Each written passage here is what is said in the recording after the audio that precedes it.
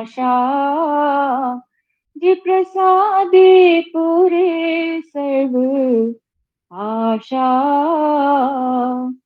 चक्षुदान दिलो जन्मे जन्मे प्रभु से दिव्य ज्ञान हृदय प्रकाशितो दिव्य ज्ञान हृदय प्रकाशितो प्रेम भक्ति जहाँ होई अविद्या विनाश जाते वेदे गाय जहार चरितो वेदे गाय जहार चरितो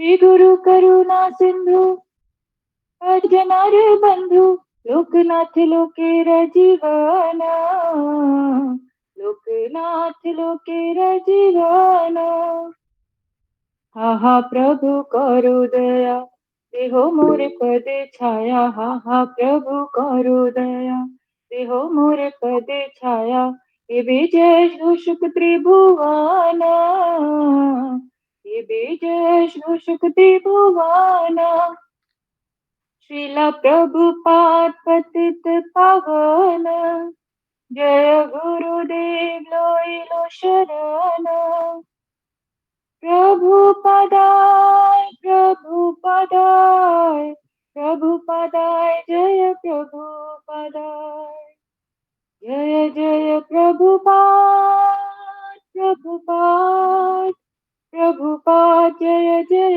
प्रभुपाद जय जय गुरुदेव गुरुदेव गुरुदेव जय जय गुरुदेव निताय गौर हरि बोल हरि बोल हरि बोल निताय गौर हरि बोल निताय गौर हरि बोल हरि बोल हरि बोल निताय गौर हरि बोल। हरे कृष्णा। दंडवत प्रणाम सभी भक्तों के चरणों में। हरे कृष्णा प्रभु जी दंडवत प्रणाम। हरे कृष्णा हरे कृष्णा। सभी भक्तों के चरणों में हरि बोल माता जी, बहुत सुंदर। प्रभु जी प्रणाम। प्रभु जी प्रणाम।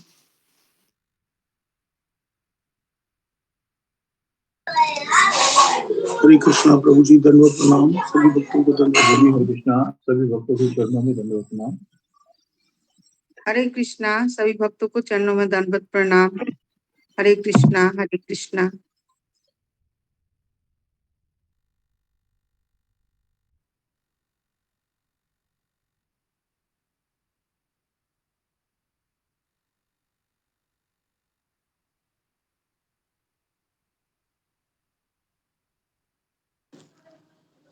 हरे कृष्णा प्रभु जी, अगर आदेश हो तो कुछ रामायण की 2-4 चौपाइयां सुना दो इतने बीच में। जी जी जी, नेकी और पुष्प प्रभु जी। हरे कृष्ण प्रभु जी। जो 2-4 चौपाइयां हैं, बड़ी अच्छी चौपाइयां हैं सुंदरकांड में से, वो मैं आपको सुनाता हूं। ये वो विभीषण जी कह रहे हैं, विभीषण जी से बात हो रही है भगवान राम की। तो कई भांति मैं जानूं तुम्हारी सब रीति अति न निपुण न भाव अनीति। दिन रात दुष्टों की मंडली के बीच में रहते हो, हे सखा तुम्हारा धर्म किस प्रकार, तुम अत्यंत नीति निपुण हो। भगवान राम कह रहे हैं तुम्हें अनीति नहीं सुहाती। आगे भगवान कहते हैं बरुभल बास नरक कर ताता दुष्ट संग जनी देई विधाता। अब पद देखी कुशल रघुराया जो तुम कीनी जानी जन दाया। भगवान कहते हैं कि हे विभीषण, नरक में रहना अच्छा है परंतु किसी दुष्ट का संग कभी ना दे। भगवान विधाता कभी दुष्ट का संग ना दे, बेशक नरक में रहना अच्छा है। हे रघुनाथ जी, अब आपके चरणों का दर्शन कर कुशल से हूं, जो आपने अपना सेवक जानकर मुझ पर दया किया। तब लगी कुशल न जीव कहूं सपने मन विश्राम, जब लगी भजत न राम कहूं शोक धाम तजिकाम। जब तक जीव की कुशल नहीं होती और ना ही सपने में भी उसके मन को शांति मिलती है, जब तक वह शोक के घर काम कामना को छोड़कर श्री राम जी को नहीं भजता। तब लगी हृदय बसत खल नाना, लोभ मोह मच्छर मदमाना, जब लगी उर न बसत रघुराथा, धरे चाप सायक कटि भाथा। लोभ मोह मत्सर मद और मान आदि अनेकों दुष्ट तभी तक हृदय में बसते हैं जब तक कि धनुष बाण और कमर में तरकस धारण करके श्री रघुनाथ जी हृदय में नहीं बसते। ये सब दोष जब तक रहते हैं जब तक भगवान हमारे हृदय में नहीं बसते। ममता तरुण तमी अंधियारी, राग द्वेष उल्लूक सुखकारी, तब लगी बसती जीव मन माही, जब लगी प्रभु प्रताप नभी नाही। ममता पूर्ण अंधेरी रात है जो राग द्वेष रूपी उल्लुओं को सुख देने वाली है। वह ममता रूपी रात्रि तभी तक जीव के मन में रहती है जब तक प्रभु का प्रताप रूपी सूर्य उदय नहीं होता। अब आगे कह रहे, अब मैं कुशल मिटे सब भय भारे, देखी राम पद कमल तुम्हारे, तुम कृपाल जापन अनुकूला, ताही न व्याप त्रिविध फल सूला। हे श्री राम जी, आपके चरण बिंदों में दर्शन कर अब मैं कुशल से हूं, मेरे भारी भय मिट गए हैं और आप जिस पर अनुकूल होते हैं उसे तीनों प्रकार के शोक, आध्यात्मिक, आदि दैविक और आदि भौतिक ताप नहीं सताते। मैं निश्चर अति उधम अधम सुभाऊ, शुभ आचरण कीन नहीं काऊ, जासु रूप मुनि ध्यान ने आवा, ते ही प्रभु हर्षि हृदय मोहि लावा। मैं अत्यंत नीच स्वभाव का राक्षस हूं। विभीषण जी कह रहे हैं, मैंने कभी शुभ आचरण नहीं किया, जिसका रूप मुनियों में भी कभी ध्यान में नहीं आया, मुनियों का भी ध्यान नहीं आया, उस प्रभु ने स्वयं हर्षित होकर मुझे हृदय से लगा लिया है। सुनहु सखा निज कहूं सुभाऊ, जान भुसुंडी शंभु गिर जाऊ, जो नर होई चराचर द्रोही, आवे सबे शरण तक की मोही। हे सखा सुनो, मैं तुम्हें अपना स्वभाव कहता हूं, जिसे काक भुसुंडी शिव जी और पार्वती जी भी जानती हैं। कोई मनुष्य जड़ चेतन जगत का द्रोही हो, यदि वह भी अगर भयभीत होकर मेरी शरण में आ जाता है तो मैं उसको त्यागता नहीं हूं।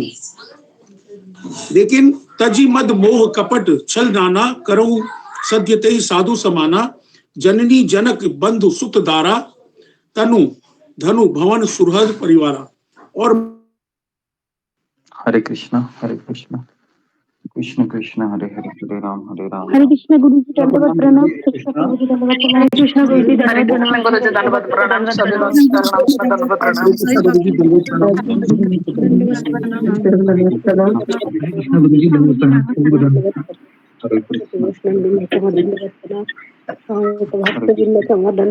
हरे कृष्ण हरे कृष्ण गुरु जी दंडवत प्रणाम। हरे कृष्ण जी। आज किसका टर्न था? अशोक चावला प्रभु जी,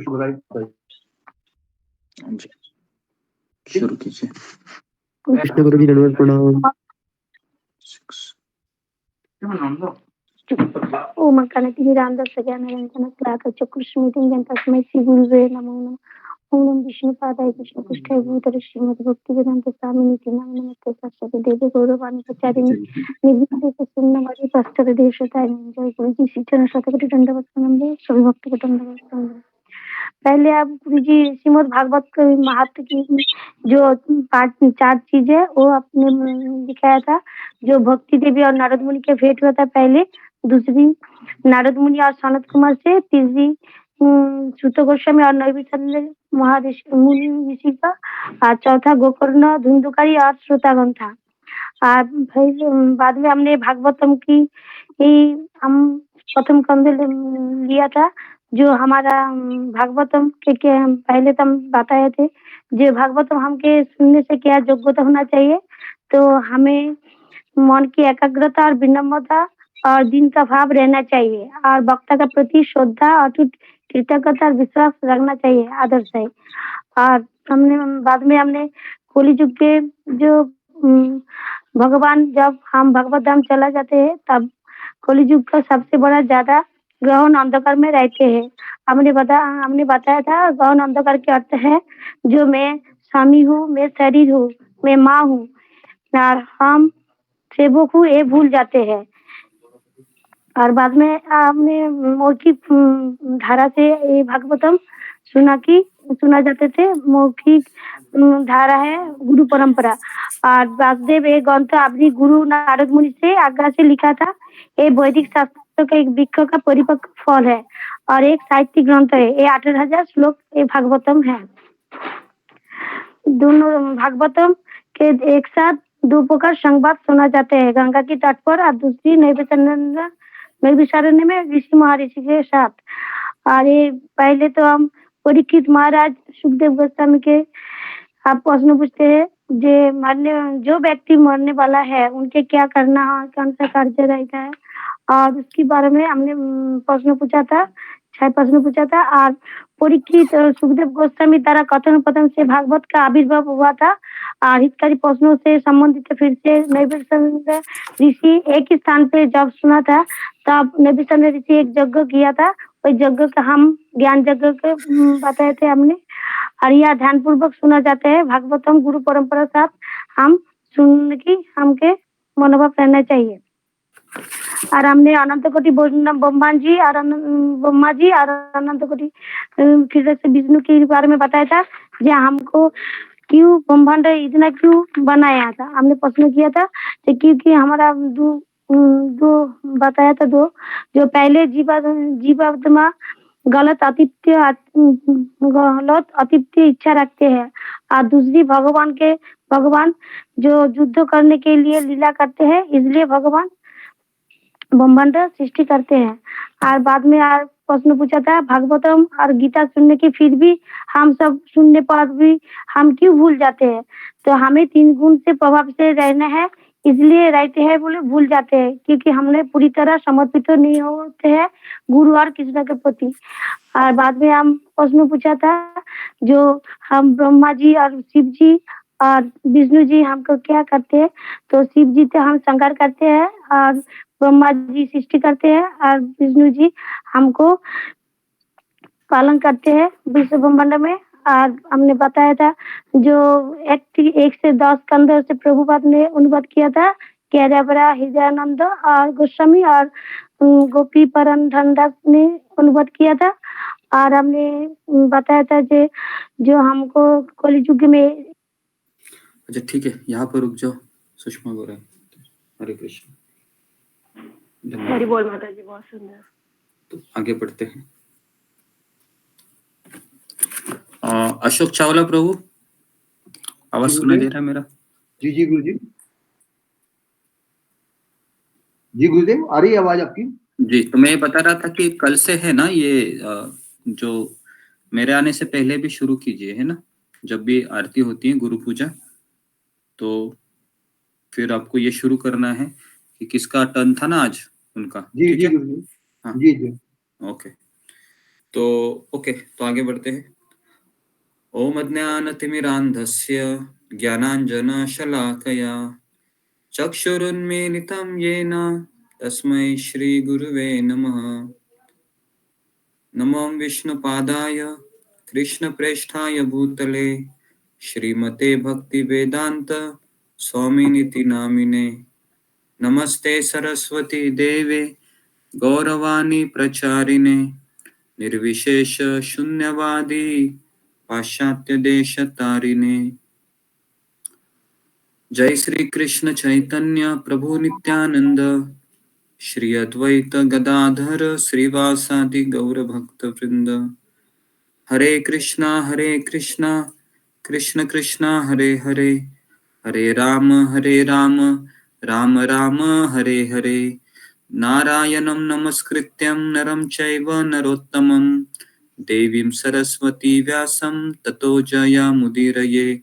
नष्टप्रायेषु भद्रेषु नित्यं भागवत सेवया भगवतीरुत्तम श्लोके भक्तिर्भवति नैष्टिकी। कृष्णाय वासुदेवाय देवकी नंदनाय च नंदगोपकुमाराय गोविंदाय नमो नमः। मुखं करोति वाचालं पंगुं लंघयते गिरिं यत्कृपातमहं वन्दे श्रीगुरुदीनतारिणम्। हरे कृष्ण। तो हम शुरुआत करते हैं भागवतम के क्लास में। क्षमा करें गुरु जी, एक अनाउंसमेंट थी, अगर आप आगे दे दें। जी कीजिए, जल्दी कीजिए। जी गुरुदेव, रंजना माता जी की तबीयत ठीक नहीं है, तो इसीलिए सुबह नहीं आ पाई, तो थोड़ी उन्हें भक्ति में भी प्रॉब्लम आ रही है, तो उनके लिए हम, और एक शिखा दुबे माता जी हैं गुरु जी, ये उन्होंने सुबह, मेरे को ये नहीं पता क्या हुआ है, और मेरे को उन्होंने तस्वीर भेजी है, ये हॉस्पिटल में एडमिट हैं। जी तो इनके शीघ्र स्वास्थ्य के लिए हम भगवान श्री कृष्ण पूज्य गुरुदेव समस्त भक्तों के चरणों में अनुरोध करते हैं कि इन दोनों के लिए प्रार्थना की जाए, और सभी भक्त परिवार के लिए प्रार्थना की जाए, ताकि सभी तंदुरुस्त रहें और स्वस्थ रहें और भक्ति में लगे। जी गुरुदेव। जी, तो हम 3 बार हरे कृष्ण महामंत्र बोलते हैं दोनों के लिए। हरे कृष्णा हरे कृष्णा हरे कृष्णा हरे कृष्णा हरे कृष्णा हरे कृष्णा हरे राम राम राम हरे हरे हरे कृष्णा हरे कृष्णा हरे राम हरे हरे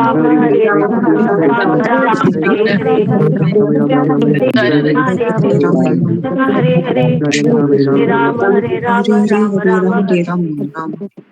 धन्यवाद गुरुदेव, धन्यवाद। हरे कृष्णा गुरु जी, जन्म प्रणाम। हरे कृष्णा। तो आगे बढ़ते हैं हम। अनिल शर्मा जी, माइक को बंद कीजिए। ओके जी, तो ओके, तो रंजना माता जी के घर में इशू हो गया है कि उनके बेटे हैं, ये नहीं चाहते हैं कि वो क्लास करे, तो इसके लिए थोड़ा सा असुविधा में है। तो जब बुढ़ापा आता है तो बच्चे बहुत जिद्दी हो जाते हैं, अपने माता के कर्तव्य को वह भूल जाते हैं, है ना। तो इस तरीके से बहुत ही कठिन परिस्थिति है कलयुग में।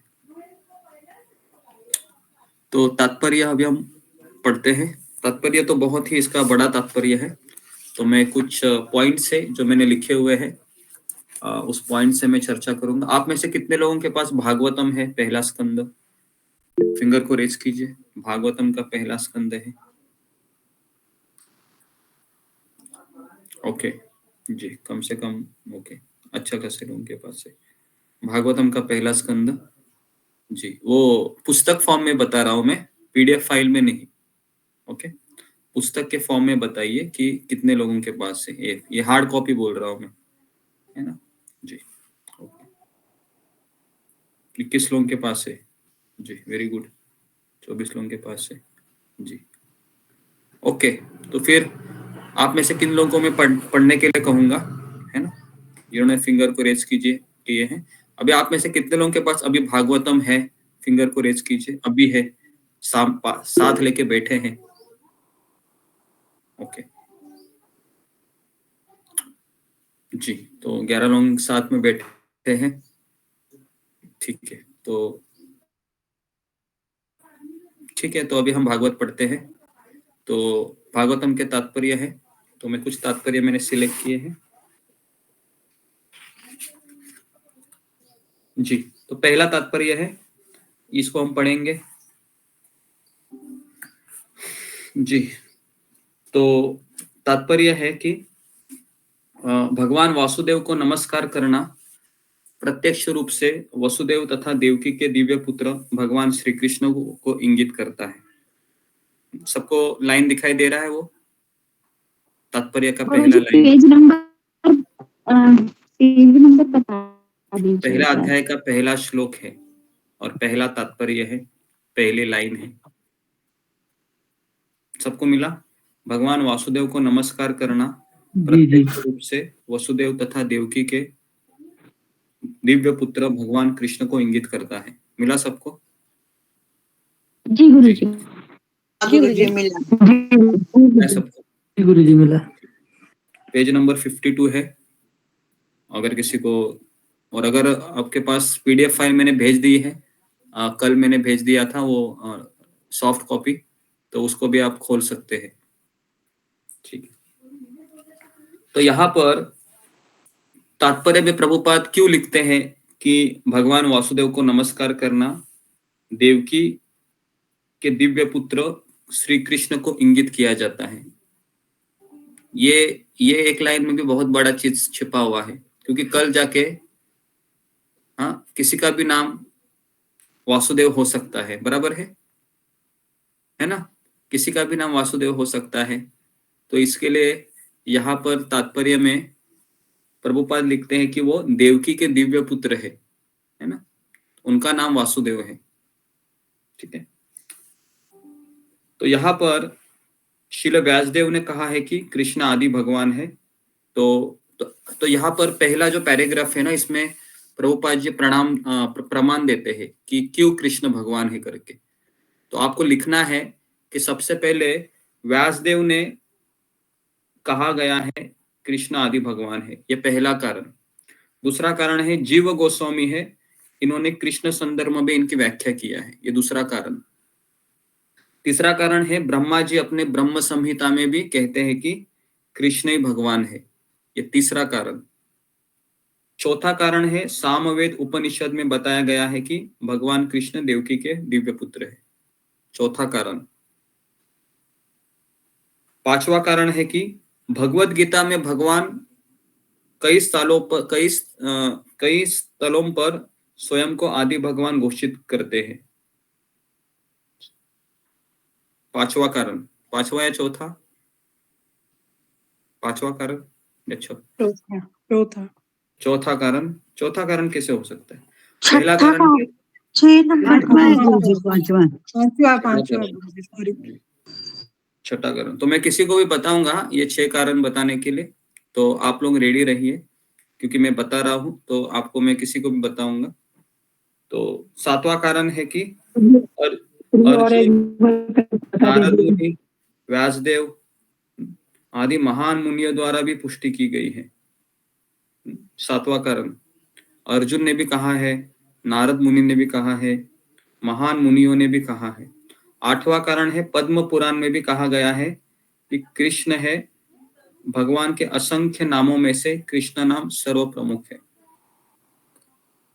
ठीक है, और 9वां कारण है कि सन्यासियों में सिद्ध परमहंसों द्वारा भगवान कृष्ण का निरंतर ध्यान किया जाता है। तो 9 कारण मैंने आपको बताए हैं। सबसे आखिरी लाइन है देखो, जो 9वां कारण है, तो आप लोग अंडरलाइन कीजिए अगर आपके पास किताब है। भागवत के ऊपर अंडरलाइन करने से अपराध नहीं होता है ना। अगर आपको लगता है कि भागवत से मैं पेन से ये करूंगा, पेंसिल से करूंगा, तो अपराध नहीं है। कहाँ चूहा पुत्र है, लग रहा है खड्डा जो।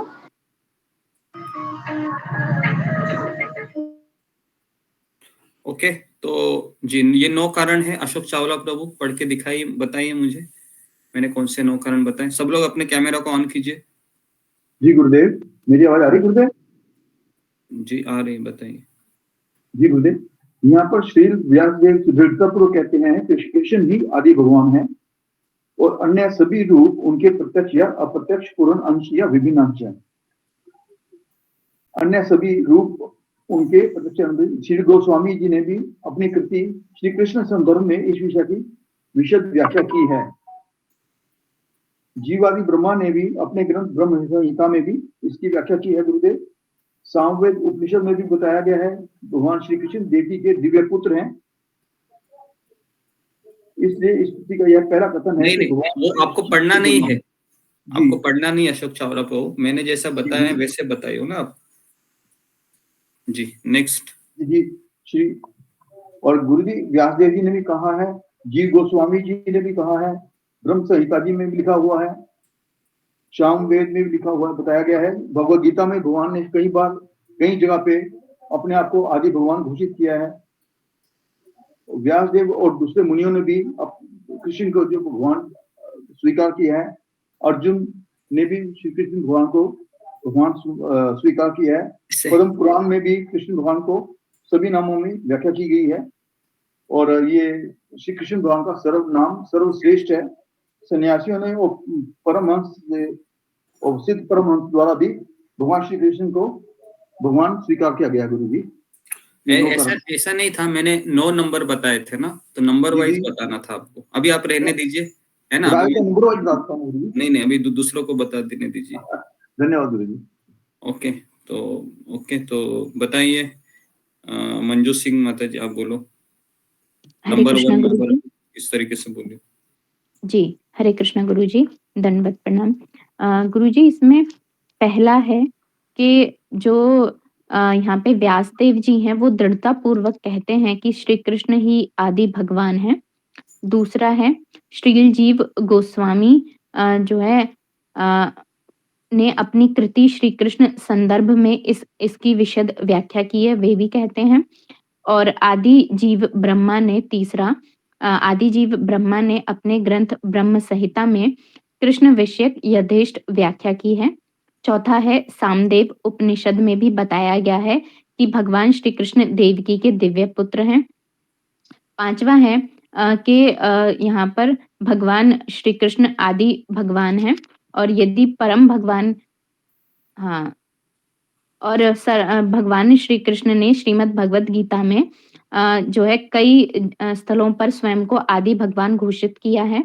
छठा है अर्जुन, श्री नारद मुनि और श्री व्यासदेव आदि महान मुनियों द्वारा भी जो है भगवान के श्री कृष्ण जी के भगवान होने की पुष्टि की गई है। सातवां है पद्म पुराण में भी है कहा गया है कि भगवान के असंख्य नामों में श्री कृष्ण नाम सर्व प्रमुख है। और आठवां है यहाँ पर नवा है कि सन्यासियों में सिद्ध परमहंसों द्वारा भगवान श्री कृष्ण का निरंतर ध्यान किया जाता है। हरे कृष्णा गुरु जी, दंडवत प्रणाम। ओके, देखिए सबको क्लियर है पहला पैराग्राफ। अगर आपके पास किताब है तो आप इसको अंडरलाइन कीजिए, क्योंकि हम भागवत का आज अभी हम अध्ययन करने जा रहे हैं, केवल पढ़ नहीं रहे हैं। हम श्रील प्रभुपाद के तात्पर्यों के साथ हम जा रहे हैं। ठीक है, पहला पैराग्राफ क्लियर है, तो अभी दूसरा पैराग्राफ में जाते हैं हम। ठीक है, तो दूसरा पैराग्राफ में भी ये बताया गया है कि कृष्ण कैसे भगवान है। ठीक है, तो दूसरा पैराग्राफ में वासुदेव अथवा भगवान श्री कृष्ण ही समस्त कारणों के कारण है। ओके, और इसकी व्याख्या इस ग्रंथ के अगले अध्याय में की जाएगी, ऐसे प्रभुपाद कह रहे हैं। और चौथा 10वां इसका प्रमाण है कि महाप्रभु चैतन्य ने भी इस ग्रंथ को निर्मल पुराण कहा गया है। तो इसको अंडरलाइन कीजिए आप। ये 10वां कारण है। महाप्रभु, मिला आपको वो लाइन? महाप्रभु चैतन्य ने इस ग्रंथ को निर्मल पुराण कहा गया है, तो ये 10वां कारण है। ओके जी, और 11वां कारण इसका सबसे मेन है, जो छठा 7वां लाइन है। अपने आध्यात्मिक गुरु नारद मुनि के अनुदेशों के अनुसार इसकी रचना की गई है, भागवत की। तो मोस्टली दूसरे पैराग्राफ में मुझे लगता है भागवत की महिमा बताया है। श्रील प्रभुपाद ने भागवत की महिमा लिखी है कि आध्यात्मिक गुरु नारद मुनि के अनुदेशों के अनुसार इसकी रचना की गई है।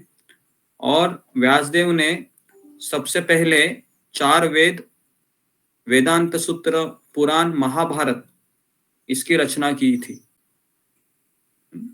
इसको भी अंडरलाइन कीजिए। भागवत लिखने से पहले व्यासदेव ने 4 वेद, सामवेद, यजुर्वेद, अथर्ववेद, ऋग्वेद, ऐसे 4 वेदों की रचना की। उसके बाद वेदांत सूत्र लिखे, मतलब 108 उपनिषद, फिर 18 पुराण लिखे, फिर महाभारत लिखा, और इसके बाद उन्होंने भागवत लिखा। तो इसका क्रम भी लिखिए आप, भागवत किस तरह से प्राकट्य हुआ। तो फिर जी, तो इस तरीके से वह संतुष्ट नहीं हुए थे महाभारत लिख के भी। अगर महाभारत आप पढ़ोगे तो कौन मुझे बताएगा कि महाभारत ये धर्मशास्त्र है या भक्ति शास्त्र है? फिंगर को रेज कीजिए। महाभारत ये धर्मशास्त्र है या भक्ति शास्त्र है? महाभारत, रामायण, या फिर रामायण एक बार भक्ति शास्त्र हो सकता है, महाभारत है जी। ओके, अनिल शर्मा प्रभु। नहीं प्रभु, ये तो वो धर्म शास्त्र है, भक्ति शास्त्र नहीं है महाभारत। ओके, धर्म शास्त्र है, भक्ति शास्त्र नहीं है। ओके, तो सबका यही अभिप्राय है? कितने लोग सोचते हैं कि महाभारत ये धर्म शास्त्र है? फिंगर को रेज कीजिए। ओके, तो मैक्सिमम लोगों का कहना है कि धर्मशास्त्र है। ओके, ठीक है जी। अनिल शर्मा माइक बंद कीजिए। ओके, कितने लोगों को लगता है कि भागवतम ये धर्मशास्त्र है? भागवत ये धर्मशास्त्र है, कितने लोगों को ऐसा लगता है? आप प्रश्न ध्यानपूर्वक सुने नहीं, इसलिए मुझे लग रहा है।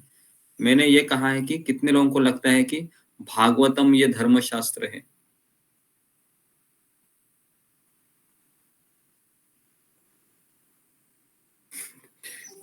जी, ओके। तो भागवतम ये धर्मशास्त्र नहीं है, भागवतम ये भक्ति शास्त्र है।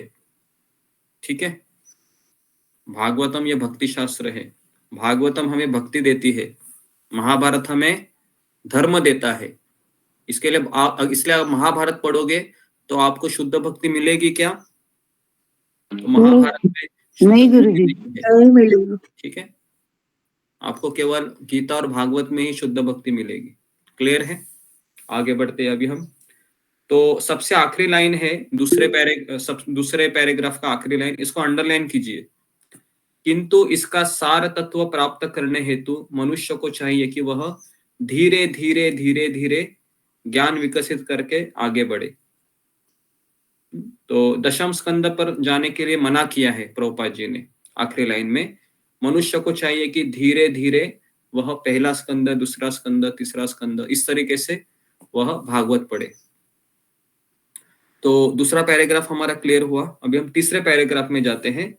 तीसरे पैराग्राफ में मनुष्य की जिज्ञासा का वर्णन किया गया है। तीसरा पैराग्राफ, अगर आपको मैं हिंट दे रहा हूं, पहले पैराग्राफ में भगवान का प्रमाण बताया गया है, कृष्ण ही क्यों भगवान है। दूसरे पैराग्राफ में भागवत की महिमा बताई है, और तीसरे पैराग्राफ में मनुष्य की जिज्ञासा का वर्णन किया गया है। तो प्रभुपाद लिखते हैं कि हमेशा चिंतनशील मनुष्य इस सृष्टि का उद्गम जानना चाहता है कि संसार कैसे प्रकट हुआ। तो रात्रि में वह आकाश में तारों को देखता है और सोचता है कि शायद चंद्रमा है, मंगल है, बुध है, यहाँ पर भी लोग रहते होंगे। आप में से कितने लोगों ने ऐसा सोचा है कि आप जब टेरेस पर चले जाते हैं गांव में और आप जब चांद को या फिर सितारों को देखते हैं तो आपके मन में कभी विचार आया है कि क्या यहाँ पर भी सृष्टि हो सकती है इस तरीके से? तो उसको जिज्ञासा कहते हैं ना जी। तो रात्रि में यह ऐसे आकाश को, तारों को देखता है तो सोचता है। तो जिज्ञासा करना ये मनुष्य का स्वभाव है, इसको अंडरलाइन कीजिए। तीसरा लाइन है, जिज्ञासा ये मनुष्य के लिए स्वाभाविक है।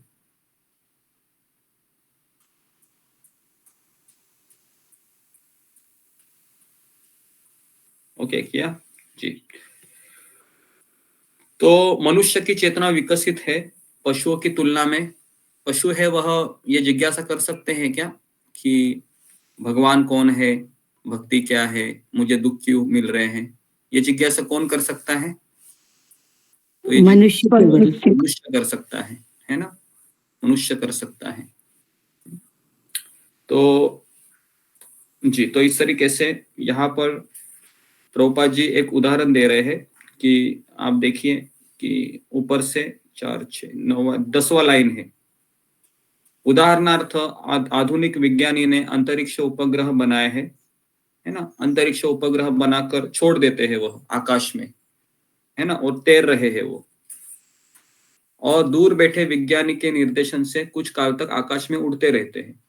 इसी प्रकार असंख्य तारों तथा ग्रहों से युक्त समस्त ब्रह्मांड भगवान की बुद्धि द्वारा नियंत्रित होते हैं। तो प्रभुपाद जी यहाँ पर उदाहरण दे रहे हैं कि सामान्य व्यक्ति आधुनिक विज्ञान के द्वारा वह कुछ सैटेलाइट है, उसको उपग्रह कहते हैं, वह आकाश में छोड़ देता है। जैसे अभी भारत ने वो कौन सा छोड़ा था, चंद्रयान छोड़ा था ना, चंद्रयान 3 बहुत चर्चा हो रही थी, है ना, चंद्रयान के बारे में। लेकिन भगवान ने ऐसे कितने चंद्रयान छोड़े हैं, कोई गिनती है क्या इसकी? इसकी कोई गिनती नहीं है, और भगवान उसको मेंटेन भी कर रहे हैं। ठीक है, तो यह हो गया तीसरा पैराग्राफ। चौथा पैराग्राफ में बताया गया है कि वैदिक साहित्य में कहा गया है कि परम सत्य पूर्ण पुरुषोत्तम भगवान समस्त पुरुषों में प्रधान है। प्रथम सृष्टि जीव ब्रह्मा से लेकर एक छोटी से चींटी तक सभी के सभी जीव ही है। इसको अंडरलाइन कीजिए कि ब्रह्मा से लेके एक छोटी से चींटी तक सभी के सभी जीव है, जीवात्माएं है ना। ब्रह्मा जो इस ब्रह्मांड का एक तरीके से निर्माता है और छोटी सी चींटी है, तो ये सभी जीवात्माएं। क्या छोटी सी चींटी ब्रह्मा जी हो सकती है? क्या छोटी चींटी हो सकती है, हो सकती हो है? सकती है। हो सकती है। अगर वो ब्रह्मा जी की तरह योग्यता प्राप्त करेगी चींटी, है ना, जैसे आपके घर में कई चींटियां रहेगी, तो छोटी चींटी अगर आप देखोगे तो आप सोचोगे ये छोटी चींटी क्या कर सकती है ना। लेकिन ये छोटी चींटी अगर ब्रह्मा जी की योग्यता प्राप्त कर सकती है तो वो चींटी ब्रह्मा जी का पोष धारण करेगी। ठीक है, तो ओके। तो इस तरीके से यदि मनुष्य का मस्तिष्क अंतरिक्ष उपग्रह बना सकता है तो कोई भी कल्पना कर सकता है कि मनुष्य से उच्चतर कोटि का मस्तिष्क ऐसी आश्चर्यजनक वस्तुएं बना सकता है जो कहीं अधिक श्रेष्ठ है। तो इसके लिए कई लोग कहते हैं कि ये दुनिया कैसी आ गई, तो लोग क्या उत्तर देते हैं, इस दुनिया का निर्माण कैसे हुआ? तो बहुत लोग कहते हैं कि बाय चांस, मतलब अचानक इसका प्राकट्य हुआ, है ना। हमने विज्ञान में क्या पढ़ा है हमने कि ऐसा ही एक बड़ा सा गोला था, उसका स्फोट हो गया, है ना, पढ़ा है कि नहीं? स्फोट बिग होने बैंग। से फिर, है ना, स्फोट होने से फिर बिग बैंग। हाँ, बिग बैंग थ्योरी जी। तो बिग बैंग थ्योरी के अनुसार हम यही पढ़े, लेकिन वो सब गलत है, झूठ है ना। सृष्टि की निर्मिति कैसी हुई है? कारणोदकशाही विष्णु से अनेक ब्रह्मांड निकल गए हैं, है ना। उस ब्रह्मांड में गर्भोदकशाही विष्णु प्रकट हुए हैं। गर्भोदकशाही विष्णु के नाभि से ब्रह्मा जी की उत्पत्ति होती है और ब्रह्मा जी के द्वारा चतुष्कुमार, नारद मुनि, प्रजापति, ये सारे आते हैं, बराबर है। अभी ये सब हम अपनी साइंस की क्लास की मैडम को बताएंगे तो क्या बोलेगी? वो बोलेगी तुमको पास होना है तो क्या लिखना पड़ेगा? ये बिग बैंग थ्योरी ही लिखनी पड़ेगी, तब जाके तुम पास होगे, क्योंकि मैं तुम्हारी क्लास टीचर हूँ, बराबर है। तो ऐसे ही होगा ना कुछ, तो अभी स्कूल में ऐसे ही होगा कुछ। तो अभी बताइए क्या हमारा दुर्भाग्य है, देखिए, है ना, कि बच्चों को क्या पढ़ाया जा रहा है कि ये सृष्टि की निर्मिति कैसी हुई? बिग बैंग थ्योरी से हुई। लेकिन ये सब झूठ है। और उसके लिए हम क्लासेस के लिए कितना पैसा भरते हैं? 50,000 रुपए, 60,000 रुपए, है ना, साल का 70,000। क्यों भर रहे हैं? ताकि हम हमारे बच्चों को झूठ सिखा दीजिए, है ना। तो अभी क्या बोल सकते हैं, थोड़ा सा कल्पना कीजिए इस बारे में। मुझे तो बहुत ही ये अजीब लगता है कि सब झूठ सिखाया जाता है कभी कभी, कि बिग बैंग थ्योरी हो या डार्विन का सिद्धांत। पता है आपको डार्विन की थ्योरी क्या है? कि मनुष्य है वह बंदरों से आया है ना। अभी ये सत्य है क्या?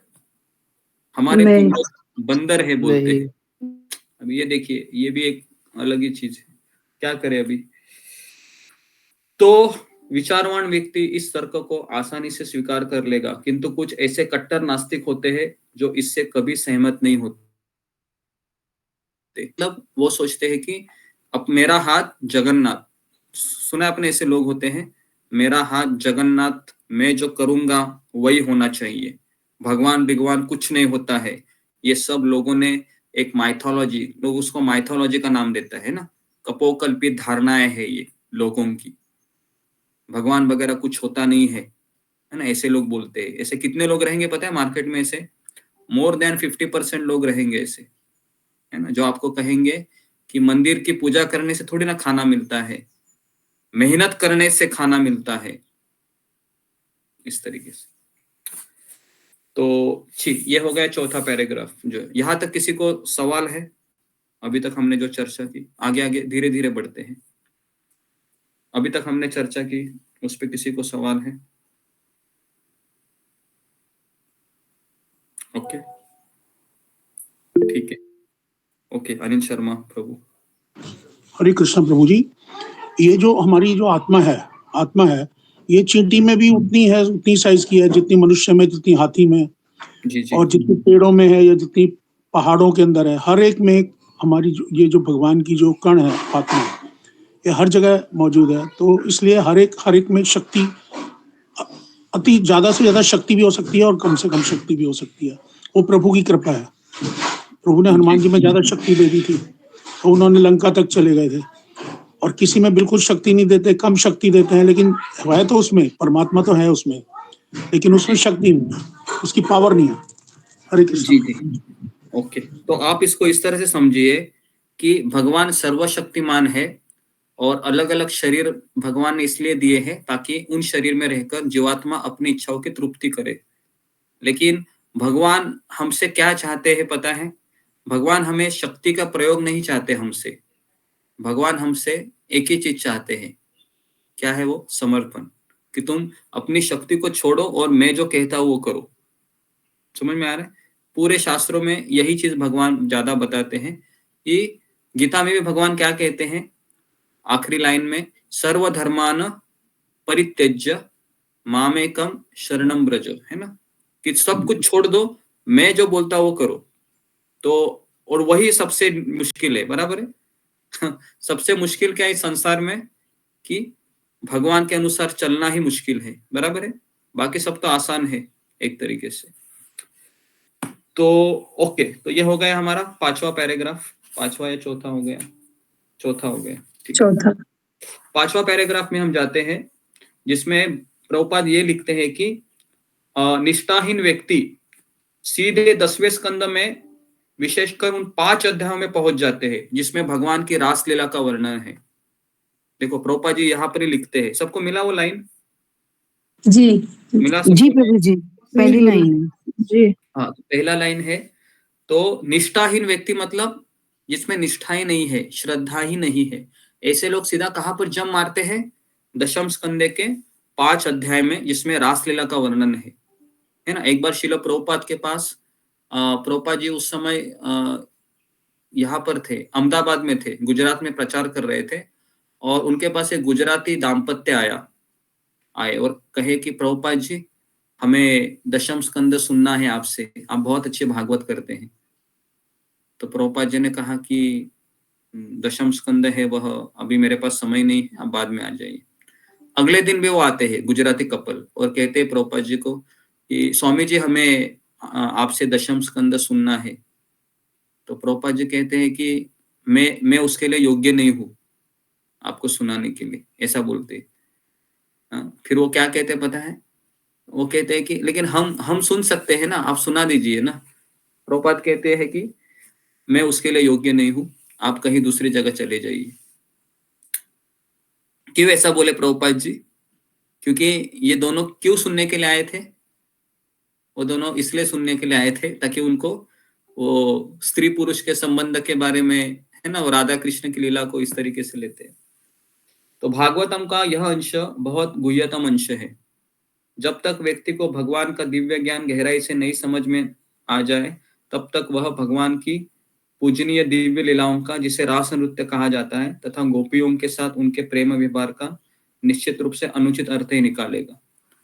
अनुचित अर्थ निकालेंगे अगर हम वो अभी पढ़ेंगे ना 5 अध्याय, वो मैंने भी नहीं पढ़ा है अभी तक, और मैं कभी जाऊंगा भी नहीं जिंदगी में, क्योंकि वो पढ़ने के लिए प्रभुपाद जी ने मना किया है ना। तो आप भी उसको मत पढ़िए। तो कौन पढ़ सकते हैं? तो यहाँ पर लिखा है केवल ऐसे मुक्त पुरुष जिन्होंने परमहंस अवस्था प्राप्त कर ली है वही रास नृत्य का आस्वादन कर सकते हैं। इसलिए व्यासदेव पाठक को अवसर प्रदान करते हैं कि भगवान की लीलाओं के सार का आस्वादन करने के पूर्व वे धीरे धीरे आत्म साक्षात्कार का विकास करें। इसलिए वे जानबूझकर गायत्री मंत्र का आह्वान करते हैं। गायत्री मंत्र क्या है? सबको पता है ना, धीमहि, जो जी।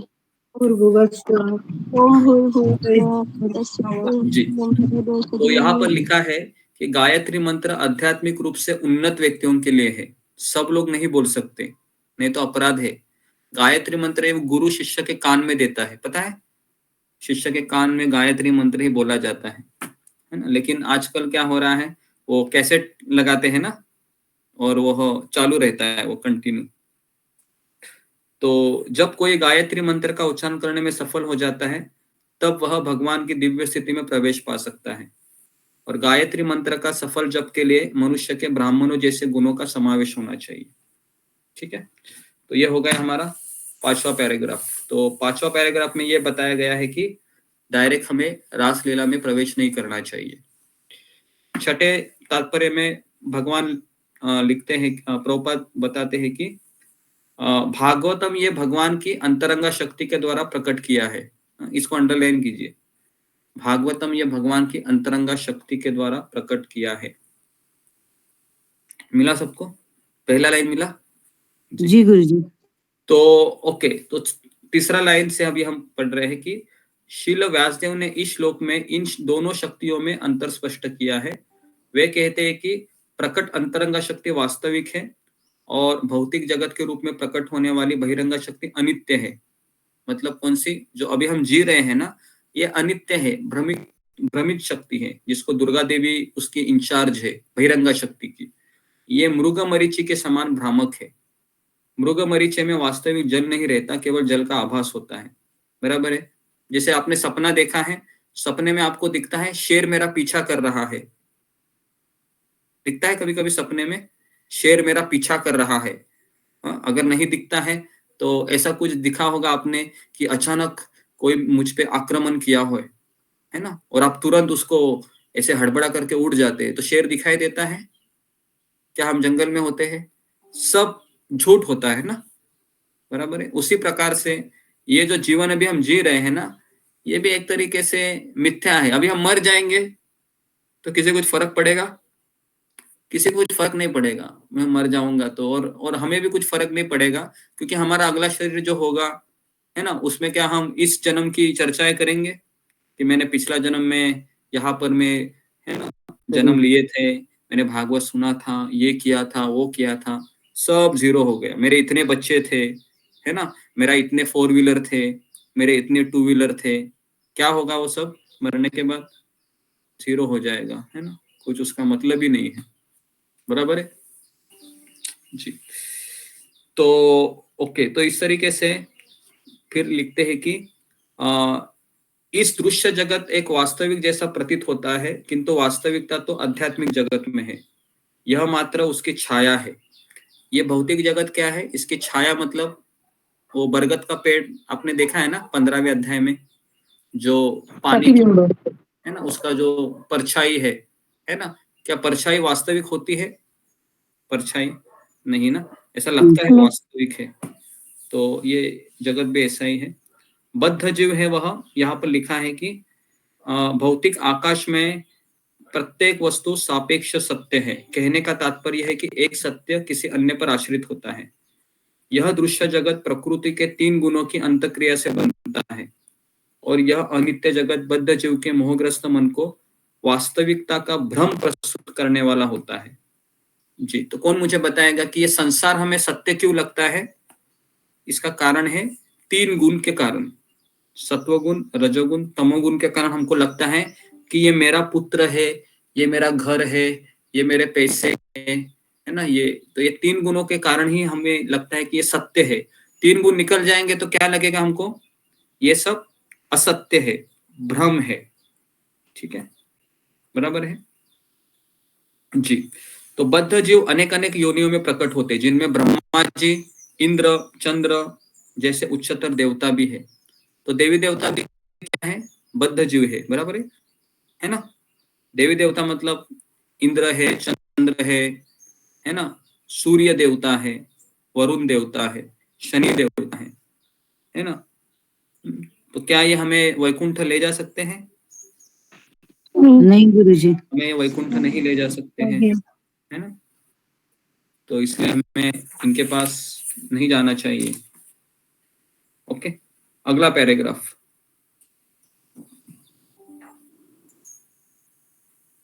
जी, अगले से अगला पैराग्राफ है, संपूर्ण ब्रह्मांड के शिल्पी ब्रह्मा से लेकर एक नगण्य चींटी तक सभी बद्ध जीव सृजन का कार्य करते। मिला सबको?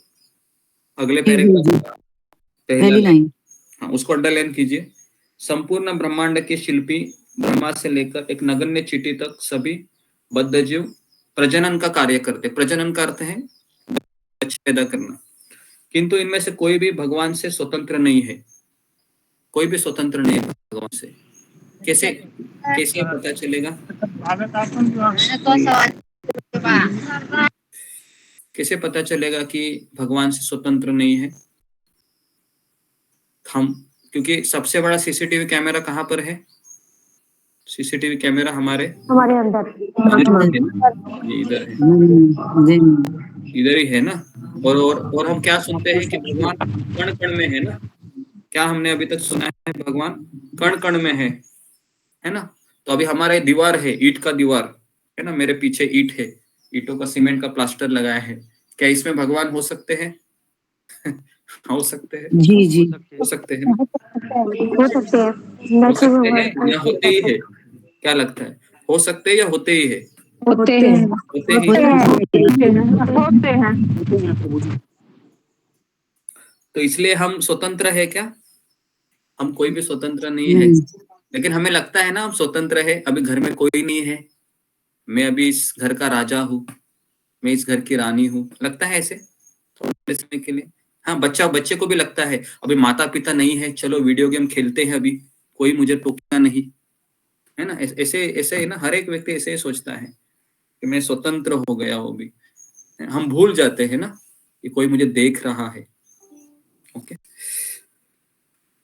तो यहाँ पर इसकी डेफिनेशन है कि भौतिकतावादी व्यर्थ ही सोचता है कि उसके अतिरिक्त कोई अन्य सृष्टा नहीं है, यह माया या भ्रम कहलाता है। इसको अंडरलाइन कीजिए, पहले 4 लाइन को, कि भौतिकतावादी व्यक्ति व्यर्थ ही सोचता है कि उसके अतिरिक्त कोई अन्य सृष्टा नहीं है, उसी को भ्रम कहते हैं। अल्प ज्ञान के कारण भौतिकतावादी अपनी अपूर्ण इंद्रियों के पर देख नहीं पाता है कि वह किसी श्रेष्ठ बुद्धि की सहायता के बिना स्वतः आकार ग्रहण करता है। तो इसके लिए भगवान ने संसार ऐसे बनाया है कि आपको कष्ट करना है ना, दिन रात, लेकिन फल कौन देगा? तो भगवान कहते हैं फल का डिपार्टमेंट कृष्णा मेरे पास है ना, मेरे पास है। आप में से कितने लोगों ने ऐसे लोग देखे हैं, बहुत मेहनत करते हैं, लेकिन बेचारे सफल ही नहीं होते हैं? देखा है आपने ऐसे लोग? ऐसे भी लोग रहते हैं ना, बहुत मेहनत करते हैं, सोचते हैं कि है ना कि इतना पैसा कमाएंगे, यहाँ पर घर लेंगे, है ना, लेकिन आप देखो कि सफलता ही नहीं मिलती है। और कुछ लोग देखे हैं आपने, बहुत कम प्रयास करते हैं लेकिन बहुत बड़ी पोस्ट मिल जाती है। ये भी देखा है आपने, बहुत कम प्रयास करते हैं और बड़ा जी पोस्ट गुरुजी मिल जाता है ना। जी, तो फल देने वाला भगवान है।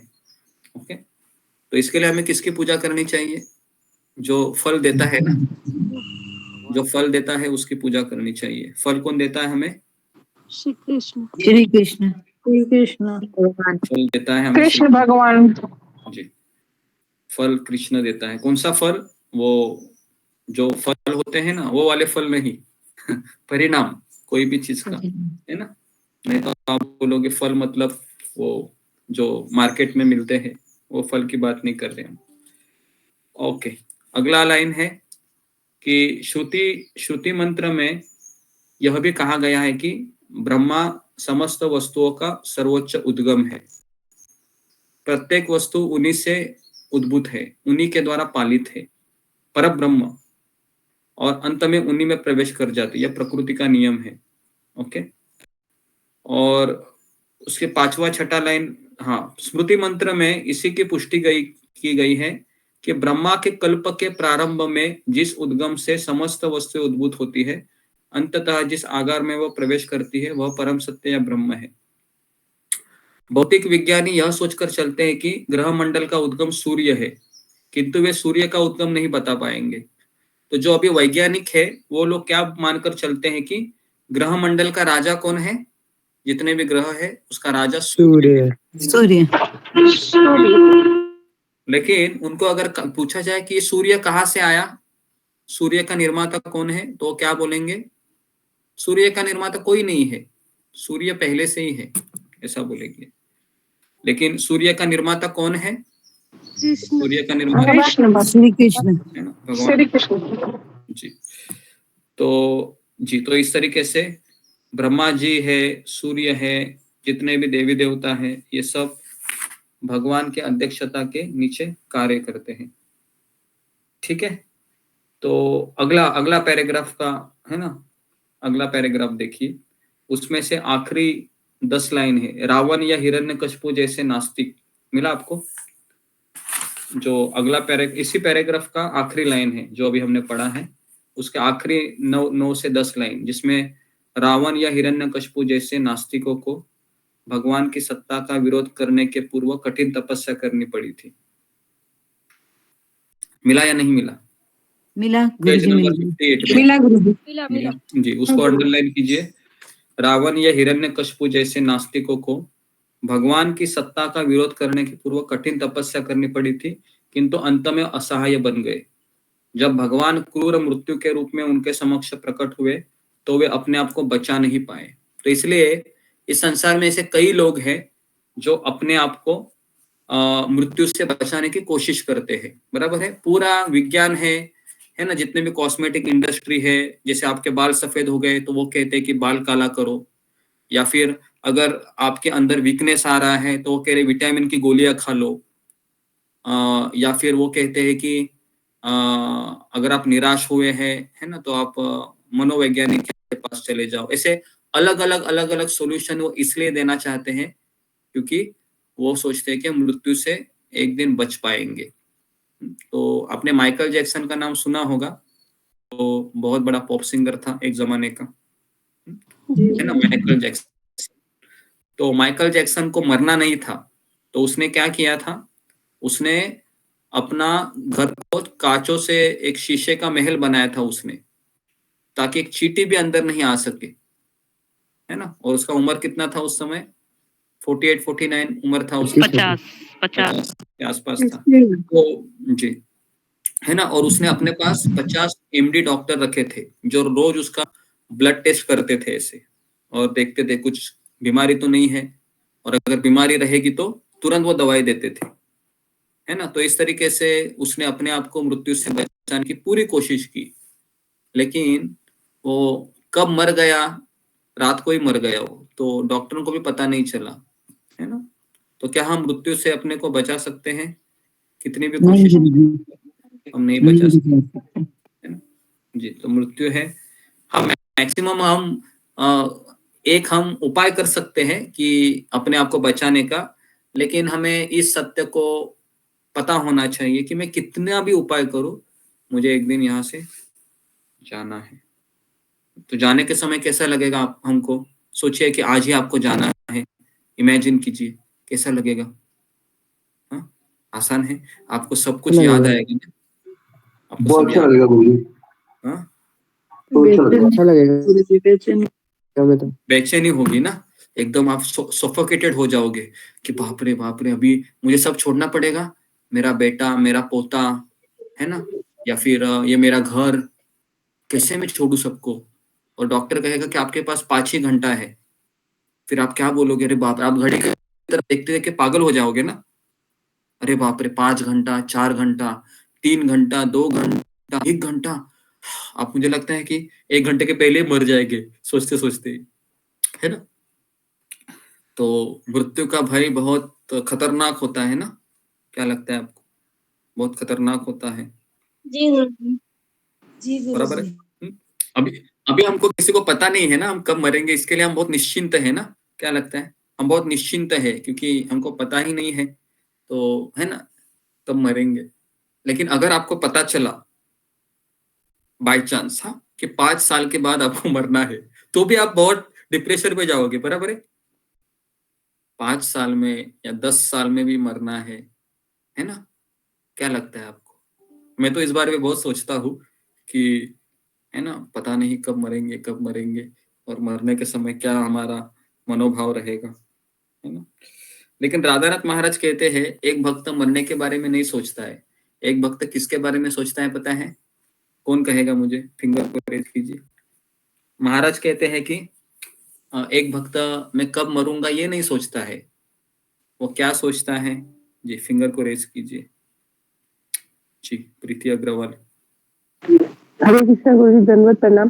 गुरुजी, भक्त ये सोचता है कि मैं अपनी भक्ति को कैसे बढ़ाऊं, मुझे भक्तों का संग कैसे मिल सकता है, मैं भगवान की सेवा कैसे करूं, वो सिर्फ इसी पे विचार करता रहता है। ओके जी। एक नेक्स्ट सुजाता माता जी। कृष्णा गुरु जी दंडवत प्रणाम। एक भक्त ये सोचता है कि मुझे अंतिम समय तक कैसे मैं भगवान को याद रखूं, अंतिम समय में भी भगवान की याद आए। अंतिम समय में कैसे भगवान को याद करो, ये भी उत्तर सही है। मैं और थोड़ा प्रैक्टिकल आंसर ढूंढ रहा था। जी नेक्स्ट दीप्ति सचदेवा। हरे कृष्णा गुरु जी, एक भक्त ये भी सोचेगा कि मतलब वह हमेशा वैष्णव के संग में रहे, कभी भी उसकी जो इच्छा भौतिक तरफ ना जाए, उसको हमेशा वैष्णव संग में रहना चाहिए। नेक्स्ट अरुणा यादव। हरे कृष्णा गुरु जी दंडवत प्रणाम। गुरु जी भक्त ये भी सोचते हैं कि मैं अपने गुरु के आज्ञा का पालन मतलब कितना कर सकूं, मतलब जो मुझे आज्ञा मिला है, और भक्तों के संग में उनकी सेवा कर सकूं। हरे कृष्णा गुरु जी। ओके, तो आप सबने सही उत्तर दिए हैं। उसमें राधानाथ महाराज ने कहा था कि एक भक्त ये सोचता है कि मैं अपनी सेवा को कैसे बनाए रखूं, जो मेरा रोज का सेवा है, जो उसको मिला है गुरु के द्वारा, उस सेवा के बारे में वो सोचता रहता है। वो मृत्यु के बारे में नहीं सोचता है। किसके बारे में सोचता है? जो मुझे सेवा दी गई थी, है ना, बराबर है। अगर यमराज भी आ जाए तो उसको क्या बोल सकता है भक्त? 1 मिनट दे दो, मुझे एक सेवा रह गई है, फिर मैं आपके साथ चलूंगा, बराबर है। तो उतना वो होना। प्रभुपाद को देखा है आपने अंतिम समय में? प्रभुपाद है ना, प्रभुपाद वो लेटे भी अनुवाद कर रहे थे भागवत का, ऐसे अनुवाद कर रहे थे, है ना, ऐसे प्रभुपाद तो ये होना चाहिए। इतना आसान है क्या ये? क्योंकि हम तो बुखार हो जाता है तो तुरंत हम छोड़ देते हैं ना, अब मेरे से नहीं होगा माला करना, बराबर है। या मेरा दांत का दर्द हो रहा था तो मुझे तो ऐसा लग रहा था कि पता नहीं कैसे मैं माला कर सकता हूँ, है ना। तो इतना आसान नहीं है कि शरीर का दर्द को सहते सहते हम सेवा करें, लेकिन श्रील प्रभुपाद जी ने ये करके दिखाया। ओके जी, तो यहाँ पर किसी का कुछ सवाल है अभी तक जो चर्चा की? शर्मा। हरे कृष्ण प्रभु जी, मैं इस बारे में थोड़ा छोटा सा बताना चाहूंगा कि जैसे जो हमारा पुराना घर है, हम उसको छोड़ने से पहले अगर हम नया घर बना लें, और जिस जो हमारे घर में कमी रह गई थी, जो हमारी आध्यात्मिक कमी रह गई पुराने घर में, अगर हम उन आध्यात्मिक कमियों को पहले से मरने से पहले ही अगर हम उनको दूर करके और एक नया हम अपना निर्माण करें, नए निर्माण का सामग्री एकत्रित कर लें, तो फिर शायद हमें पुराना घर छोड़ने में कोई दिक्कत नहीं होगी। हम नए घर के उतावलापना रहेगा कि हम नए घर में जाएंगे, वहां पर ये सारे आध्यात्मिक हमें सुख मिलेंगे, हमारे को भक्ति मिलेगी, हमें ज्ञान मिलेगा, तो तब हमें कोई दुख नहीं होगा पुराने घर को छोड़। पुराना घर नया घर कौन सा है? समझा नहीं मैं। पुराना घर तो ये है जो अब हम जी रहे हैं, आध्यात्मिक जो हमारी माया जाल में फंसे हुए हैं, ये पुराना घर है। और जो हम नए घर में आध्यात्मिक, जहाँ पर हमें भगवान आध्यात्मिक ज्ञान का साधन मिलेगा हमें, या जहाँ पर हमें आध्यात्मिक प्रगति होगी हमारी, वो हमारा नया घर होगा। तो अगर हम उसके लिए अभी से थोड़ी थोड़ी ईंटें, थोड़ा थोड़ा मटेरियल अगर इकट्ठा करते रहेंगे, तो हमें जो नया घर मिलेगा वो बहुत अच्छा मिलेगा, आध्यात्मिक मिलेगा, और मरने के बाद हमें कोई दुख नहीं होगा, हमें बल्कि उससे खुशी मिलेगी, सुख मिलेगा जी। हो सकता है। धन्यवाद। नेक्स्ट जुमा गोराई। हरे कृष्णा गुरु जी दंडवत प्रणाम। सभी के चरणों में मेरा दंडवत प्रणाम। ये आखिरी में जो स्तुति मंत्र में वर्णन किया गया है कि ब्रह्मा ही पूर्ण वस्तु है, वो क्या मीनिंग है गुरु जी, वो थोड़ा बता दीजिए तो अच्छा होता। ब्रह्मा परम पूर्ण या ब्रह्मा समस्त वस्तुओं का सर्वोच्च उद्गम है। ब्रह्म या परम पूर्ण या परम ब्रह्म, है ना। तो बेसिकली वो परम ब्रह्म ये भगवान को ही बताया गया है ना, जो सर्वोच्च उगम है, उन्हीं से सब कुछ आ रहा है, उन्हीं के द्वारा पालित है, उन्हीं में प्रवेश करता है। जैसे हमने देखा था कि कारणोदक्षाय विष्णु से ब्रह्मांड निकलते और ब्रह्मांड वापस किसके अंदर चले जाते हैं जब प्रलय होता है? तो उन्हीं के कारणोदक्षाय विष्णु के अंदर चले जाते हैं ना, बराबर है ना। अब हमने केवल ब्रह्मांड को निकलते वक्त देखा है ना अभी तक पिक्चरों में, लेकिन अंदर आते हुए देखा नहीं है ना किस तरह से आते होंगे ब्रह्मांड। क्योंकि ब्रह्मांड कब अंदर आते हैं? जब ब्रह्मा जी का 100 साल हो जाता है। ब्रह्मा जी के 100 साल हो गए, ब्रह्मा जी मर गए, फिर वो ब्रह्मांड क्या क्या क्या होगा? अंदर आ जाएगा, किसके अंदर आ जाएगा? कारण महाविष्णु, कारणोदक्षाय विष्णु के अंदर आ जाएंगे। ठीक है, ऐसे कितने ब्रह्मांड है? अनंत कोटि ब्रह्मांड है। हाँ, कितने ब्रह्मा जी है? अनंत कोटि ब्रह्मा जी। ओके, नेक्स्ट वैशाली तत्व। हरे कृष्ण गुरुदेव, दंडवत प्रणाम। भक्त को दंडवत प्रणाम। गुरुजी, मेरा एक सवाल है कि आपने कहा कि ब्रह्मा जी है वो एक चींटी भी ब्रह्मा जी बन सकता है, तो मेरा यहाँ ये सवाल कि ब्रह्मा जी का जो पद है वो प्राप्त करने के लिए क्या पुण्य कर्मों से ये प्राप्त होता है या भक्ति के कार्य करने से ये प्राप्त होता है? और दूसरा है कि जो ब्रह्मा जी बनता है तो उसे तो पूरा ज्ञान होता है, तो क्या वो भगवत धाम चला जाता है उसके बाद? और दूसरा सवाल ये है मेरा कि इस भौतिक जगत में तीनों गुणों का मिश्रण है, और आपने हमें गीता में बताया था कि ये हमेशा हम पर हावी होते रहते हैं, कभी सत्वगुण, रजोगुण, कभी तमोगुण, हम एक गुण में हमेशा नहीं रहते। तो और इस भौतिक जगत में क्या कोई तीनों गुणों से पार हो सकता है क्या? तो और एक मिनट। तो पहला जो सवाल है और चींटी वाला, तो ब्रह्मा जी बनने के लिए हमें चींटी को पहले मनुष्य जन्म लेना होगा, है ना, उत्क्रांति करते करते। और जब वो मनुष्य बनेगा तो कुछ पुण्य कर्म करना होता है। देखो, हर एक पद है ना, ब्रह्मा के लिए इतने पुण्य कर्म है, इतने अश्वमेध यज्ञ है, इंद्र के पोस्ट के लिए, तो ये सब वेदों में दिया गया है ना, कि कौन कौन से देवता के लिए कितने पुण्य कर्म चाहिए। तो भक्ति करने से उनका कोई संबंध नहीं है, क्योंकि जब व्यक्ति भक्ति करता है तो पता चलता है कि ब्रह्मा जी का पोस्ट क्या है, टेम्पररी है, बराबर है। ब्रह्मा जी का पोस्ट टेम्पररी है कि 100 साल वो, ब्रह्मा जी का एक दिन कितना बड़ा होता है, तो हमने कैलकुलेशन किया, ब्रह्मा जी का एक दिन कम से कम 433 ट्रिलियन ईयर्स ऐसा कुछ है ना, करोड़ों साल। लेकिन ब्रह्मा जी के लिए वो 12 घंटे कैसे है, जो हमारे 12 घंटे कैसे होते हैं, टिक टिक टिक टिक टिक टिक टिक टिक, वैसे उनका भी वैसे ही सेम है।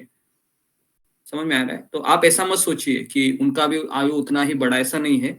ब्रह्मा जी के सोच भी ऐसे ही जाते हैं फटाक से, जैसे हमारे कैसे जाते हैं वैसे, लेकिन कैलकुलेशन के हिसाब से वो बड़ा है, बस, और कुछ नहीं। ठीक है।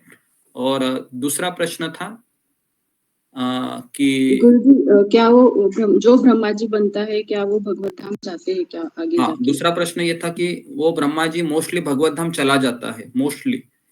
अगर जो ब्रह्मा जी है, क्योंकि हमारे जो गुरु शिष्य परंपरा है ना, उसमें ब्रह्मा जी है, ये एक आचार्य है जिनको कृष्ण ने ज्ञान दिया। हमारे संप्रदाय का नाम ही है ब्रह्म मध्व गौड़ीय संप्रदाय, है ना। तो ब्रह्मा जी है, वो मोस्टली भगवत धाम चले जाते हैं, है ना। कुछ ब्रह्मा जी नास्तिक होते हैं। नास्तिक का अर्थ है कि सकाम भक्त होते हैं, तो उन लोगों को वो लोग भक्ति नहीं करते हैं, तो फिर वो वापस इसी संसार में जाते हैं। लेकिन 99% केस ऐसा होता है कि वो ब्रह्मा जी फिर धीरे धीरे भगवत धाम चले जाते हैं। जैसे ब्रह्मलोक से आगे वो ब्रह्म ज्योति है, तो ब्रह्म ज्योति में जाते हैं फिर, और हर एक ब्रह्मांड में उनका शरीर अलग अलग होता है। अगर आप मान लो स्वर्गलोक जाओगे तो ये शरीर आपका अलग रहेगा, अगर आप ब्रह्मलोक जाओगे तो शरीर अलग रहेगा। फिर आप ब्रह्मांड के ऊपर 10 आवरण है, पृथ्वी, अग्नि, जल, वायु, आकाश, उसमें भी लोग रहते हैं। तो अगर उसमें आपको जाना है, उसको क्रम मुक्ति कहते हैं, तो उसको अलग शरीर मिलेगा। फिर आप वापस, है ना, अग्नि लोक में जाओगे तो आपका शरीर अग्नि का रहेगा। अगर आप जल ग्रह में जाओगे तो हमारा शरीर जल का होगा। तो आत्मा है अलग अलग शरीर धारण करके फिर ऊपर के लोगों तक प्रवेश करता है। और ये शरीर कौन दे रही है उसको? ये शरीर उसको दुर्गा देवी देती है। माया देवी। हाँ, दुर्गा देवी है उसको शरीर देती है ना। उसके पास बहुत वैरायटी है ना। जैसे जीवात्मा इच्छा करता है वैसे वो शरीर देती रहती है। ओके, लेकिन जो जीवात्मा ये इच्छा करता है कि मुझे शरीर ही नहीं चाहिए, मुझे शरीर चाहिए ही नहीं, है ना, तो फिर वह डायरेक्ट उसको भगवान धाम का वो शरीर मिलता है, सच्चिदानंदमय, है ना। ठीक है। गुरुजी मैं और एक सवाल है कि आत्मा बिना शरीर के रह सकता है क्या? क्योंकि आत्मा तो बहुत सूक्ष्म होता है, क्या वो एक आत्मा बिना उसे शरीर के रह सकता है। जो उसका जो शरीर होता है दिव्य शरीर, वह तो उसमें तो कोई पंच महाभूतों का शरीर नहीं होता है, ना उसमें सूक्ष्म शरीर होता है मन बुद्धि अहंकार वाला। उसका शरीर सच्चिद आनंदमय होता है, सच्चिद आनंदमय। तो ये सच्चिद आनंदमय शरीर ये दिव्य शरीर है। तो आत्मा का ये शरीर भौतिक शरीर है। अभी हमारे जो शरीर है ना, स्त्री का है, पुरुष का है, तो हम जब शरीर तभी मान लो मैं तुम स्त्री का शरीर धारण किया है, तो जो स्त्री के शरीर की जो भावनाएं है बराबर है, वो हमारे मन के अंदर प्रवेश करेगी, जैसे स्त्री बिहेव करती है ना। और पुरुष का शरीर मिलेगा तो पुरुष कैसा बिहेव करेगा वो, है ना। अगर कुत्ते का शरीर मिलेगा, कुत्ते का जैसा बिहेव करेगा आत्मा, है ना। तो जैसा शरीर मिलेगा वैसा बिहेव करेगा वो। जैसे शरीर उसको अभी चाहिए ही नहीं शरीर उसको, तो फिर वो जब भगवत धाम जाएगा तो उसको मुक्त शरीर मिलेगा, है ना, जो भगवान की सेवा के लिए क्वालिफाइड शरीर है, इस तरीके से। ठीक है। तो इसके लिए हमें ये गुरु शिष्य परंपरा का जो सार समझना होगा कि हमारे जो आचार्य है नरोत्तम दास ठाकुर, लोकनाथ गोस्वामी, इन्होंने कैसे अपने गुरु की सेवा की थी। ये सब लोगों ने हम देखा है कि रूप गोस्वामी है, सनातन गोस्वामी है ना। क्योंकि हमारा जो इतना सब हम भागवत सुने हैं, लेकिन यहाँ पर जाना है तो एक ही चीज है कि गुरु शिष्य परंपरा को फॉलो करो, है ना। तो फिर हम जा सकते हैं, और कोई रास्ता नहीं है। ठीक है, ओके। गुरुजी मैं और एक सवाल दूसरा आपकी आज्ञा हो तो। गुरुजी सच्चित आनंद का क्या मतलब है, ये नहीं समझ आया। सच्चित आनंद क्या है ये, अगर बता दें तो। अभी जी, सत मतलब शाश्वत, चित मतलब ज्ञानमय, और सच्चित आनंद मतलब पूर्ण ज्ञान, पूर्ण आनंदमय। तो हमारा शरीर है, सत मतलब शाश्वत शरीर है वो जो भगवत धाम में है। चित मतलब ज्ञानमय, मतलब जब हम भगवत धाम जाएंगे तो हमको ये पता होगा कि मैंने कितने जन्म लिए हैंगे। मैं अनिल शर्मा भी बना था जो दिल्ली में रह रहा था, है ना, जितने भी आपकी उम्र होगी। ये सब आप भगवत धाम जाने के बाद पता चलेगा कि मैं अनिल शर्मा बनने से पहले मैं कौन था, है ना। तो ये बहुत सारे जन्म आपको पता चलेगा जैसे भगवत धाम जाओगे, है ना। तो कोई सीक्रेट नहीं रहेगा। तो फिर वो शाश्वत शरीर में सारा चीज होता है, इनबिल्ट रहता है। आपको आपके कितने लड़के थे, आपकी कितनी बीवी हुए होंगे, है ना, पिछले कई जन्मों में, तो ही सारा ज्ञान होगा। तो आप भी हड़बड़ा जाओगे। समझ में आ रहा है? आप जब आप ये सोचोगे ना कि मैंने इतने जन्म लिए, बाप रे क्या मेरा, और आपको ये भी पता होगा कि कैसे कैसे मेरी मृत्यु हुई, इसका भी ज्ञान होगा, है ना। मेरी कितनी माताएं होंगी, ये भी होगा, है ना। सुनने को भी आपको अजीब लग रहा होगा ना कि ये सब मुझे ये सब पता चले, लेकिन ये सब पता चलता है भगवत धाम जाते हैं। उस सच्चित आनंद, जब सच्चित आनंद होगा तभी ये सब कुछ पता लग पाएगा, पता चलता है। हाँ, सब पता चलेगा। अभी कुछ नहीं पता चलेगा क्योंकि अभी हम 3 गुणों के अधीन है ना। 3 गुणों के अधीन कुछ नहीं होता है। ओके जी, नेक्स्ट अमृता तिवारी। बहुत सारे प्रश्न हो गए। ममता पाल। हरे कृष्ण गुरु जी, धन्यवाद करना शिव भक्त के शिष्य अमृता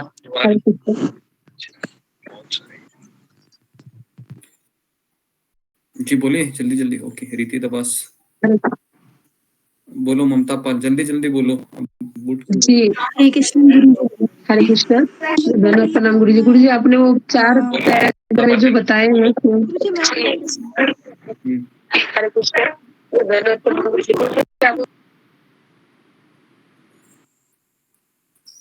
हाँ बोलो ममता पाल।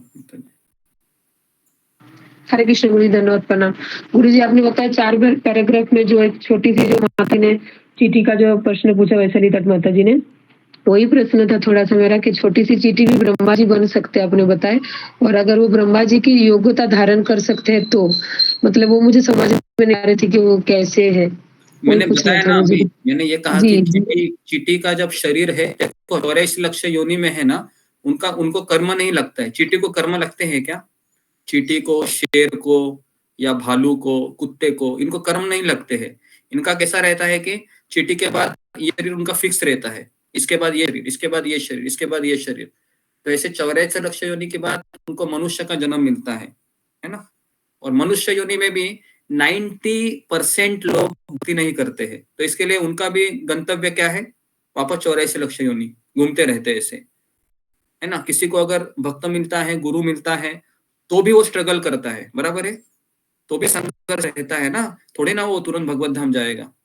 उसमें भी उसको फिर लेकिन इतना गारंटी होता है कि भक्ति मिलने के बाद उसको मनुष्य जन्म मिलता रहेगा फिर, जब तक उसको परफेक्शन नहीं होता।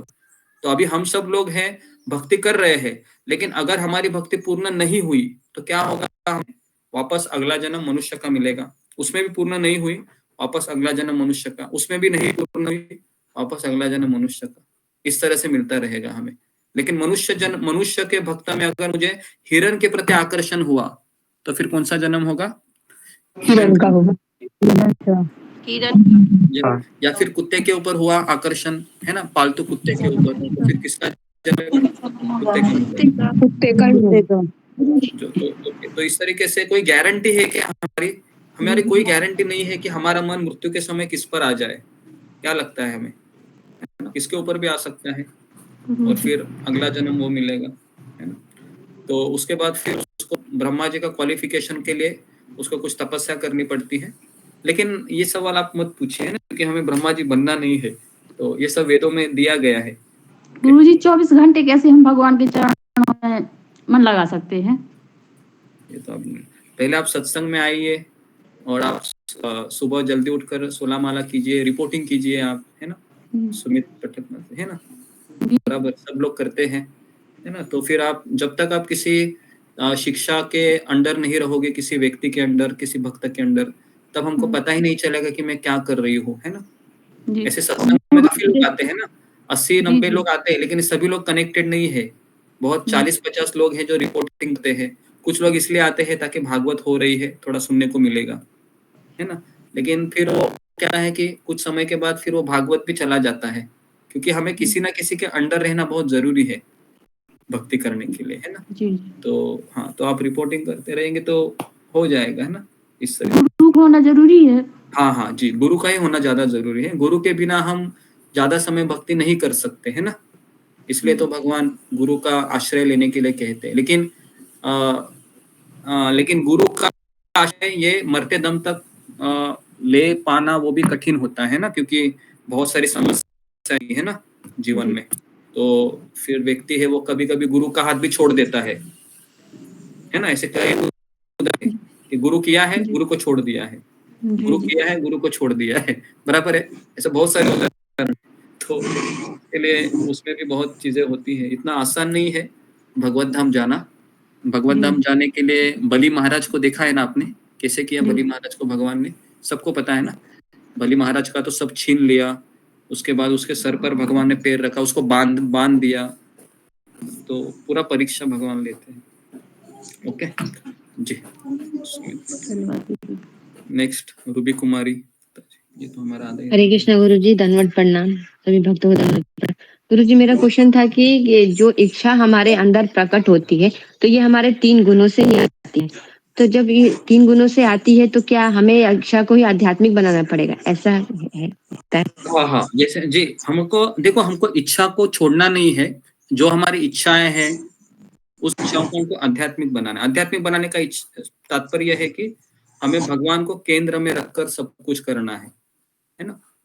जैसे कुछ खाना बनाते हैं, भगवान को भोग लगाते हैं, मार्केट जाते हैं तो भगवान के लिए कुछ लाते हैं, या कुछ गेट टुगेदर भी करते हैं तो भी हम उसमें कीर्तन करते हैं कि नहीं। घर में गेट टुगेदर करते समय हम कीर्तन करते हैं। किसी बच्चे का जन्म होता है तो हम कीर्तन करते हैं। शादी होती है में तो भी पता है कीर्तन होता है ना। हाँ, वो बैंड बाजा नहीं बजता है, शादी होती है तो हाँ, कीर्तन होता है। सब लोग है वो वधू वर को आशीर्वाद देते हैं, है ना।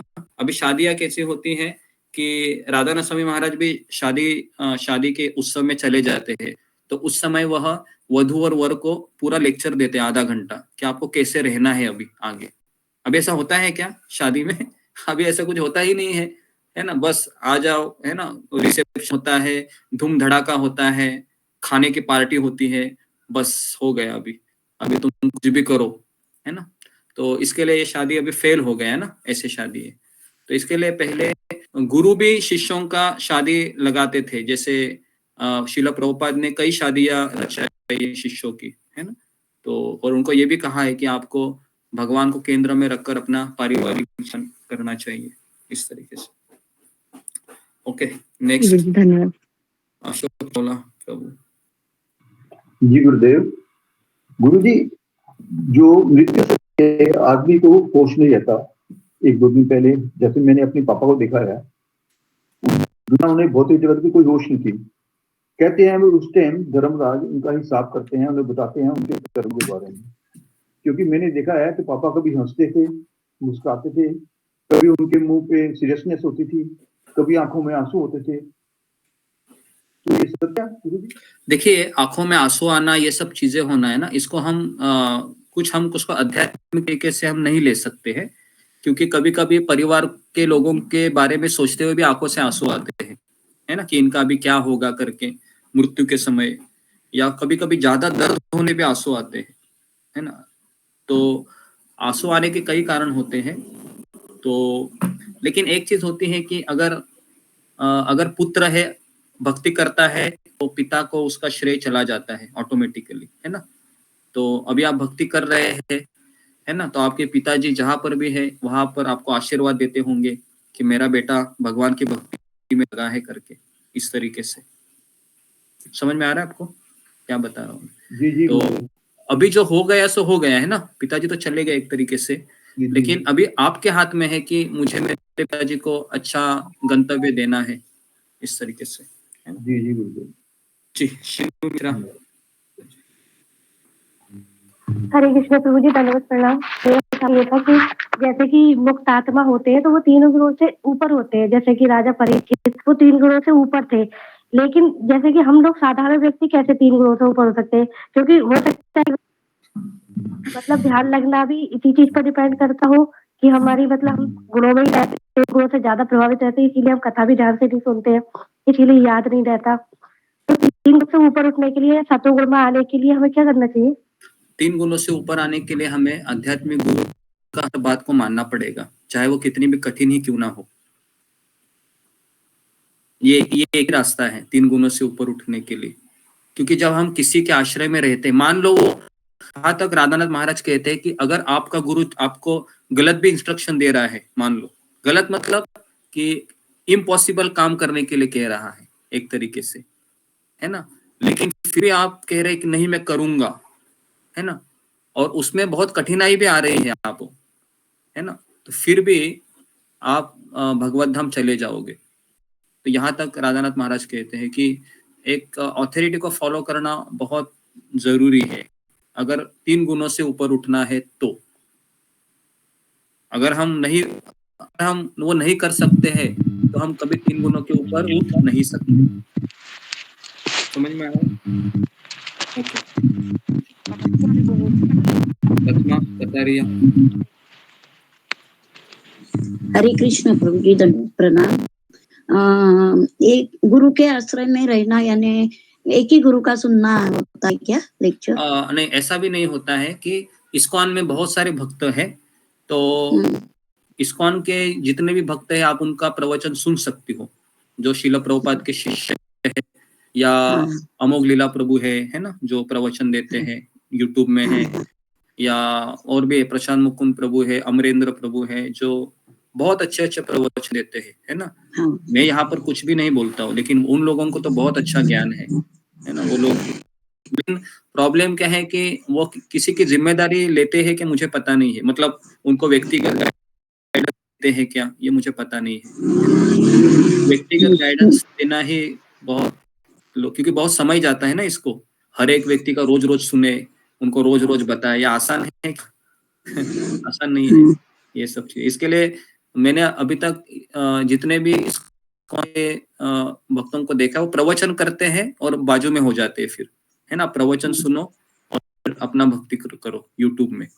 लेकिन ऐसा नहीं होता है, हमें कोई बताने वाला चाहिए ना कि सही जा रहे हैं गलत जा रहे हैं। तो इसके लिए एक शिक्षा गुरु होना चाहिए या एक शिक्षक होना चाहिए, उसको काउंसलर कहते हैं, जो हम मार्गदर्शन करे भक्ति में आगे बढ़ने के लिए। है ना, इस तरीके से तो आप उनका भी सुन सकते हैं। हाँ, हरे कृष्ण प्रभु जी, मुझे आपका अच्छा लगता है, लेकिन मुझे सब प्रश्न करने को नहीं आता है अभी तक। हाँ, प्रश्न कोई बात पूछने को नहीं आता। जी, कोई बात नहीं, कोई प्रश्न नहीं हाँ, पूछेंगे सुनती तो आप। हूँ, मुझे आपका अच्छा लगता है। जी, जी, जी, जी, धन्यवाद। हरे कृष्ण दंडवत प्रणाम प्रभु जी। जी, ओके, हरे कृष्णा, हरे हरे कृष्णा। कृष्ण। ये आपके पति है क्या बगल में?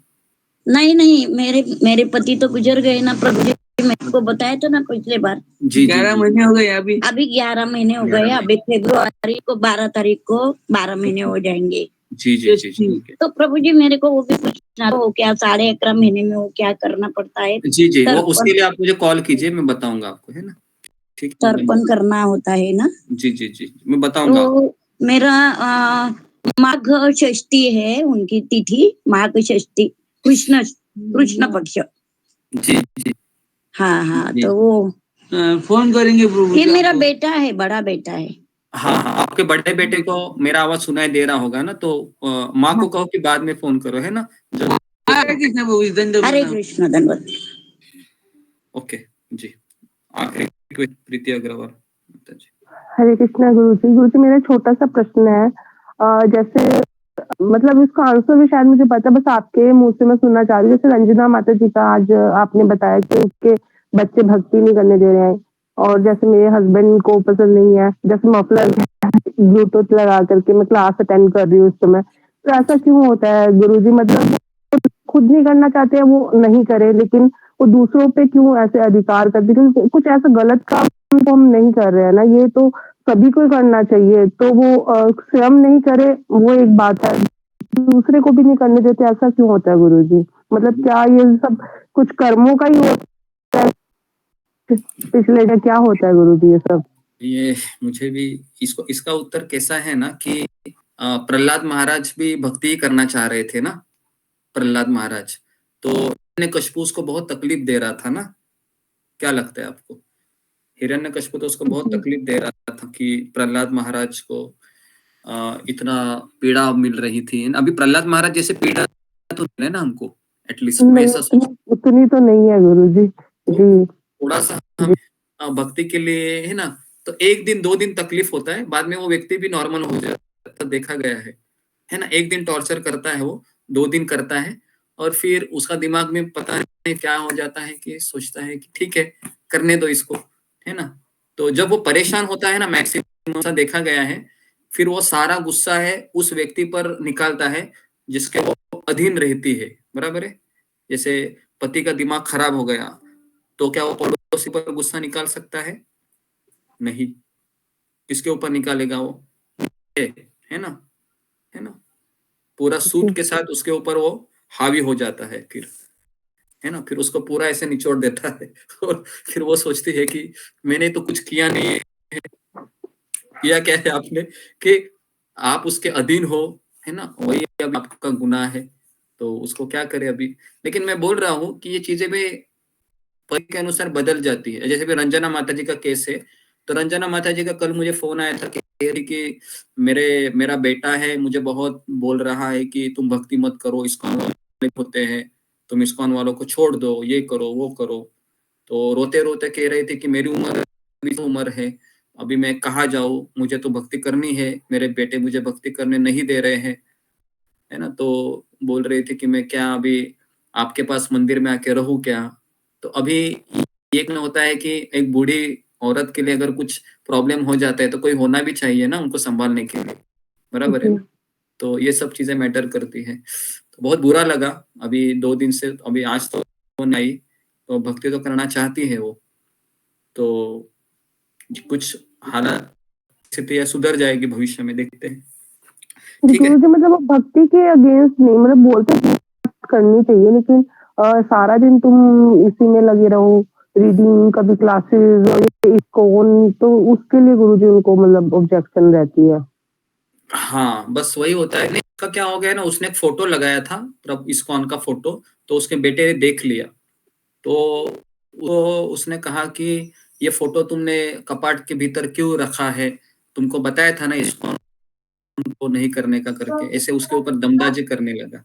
तो इसके लिए उसको कहा कि अरे बेटे, मैं तो पूजा घर भी नहीं लगाया है तुम्हारे लिए, तुम्हारे डर के लिए, एक फोटो तो रखने दो मुझे। तो अभी सोचो ऐसे बेटे को क्या कहेंगे। हाँ, आप वो सोचो जरा, कैसा बेटा है वो, है ना? अपनी उस माँ ने उसको 9 महीने रखा, है ना, तो उसके लिए देखो अभी ये क्या कर रहा है। तो ये सब अभी हो रहा है, तो इसको हम कैसे लेंगे अभी। तो मुझे ऐसा लगता है कि परिस्थितियां भविष्य में सुधर जाएगी या फिर वो कुछ स्टेप्स लेंगी। तो ठीक, जो भी है हम देखेंगे। तो यहाँ पर मैं रुकता हूँ। आप सबका बहुत बहुत धन्यवाद। ग्रंथराज श्रीमद भगवान की जय।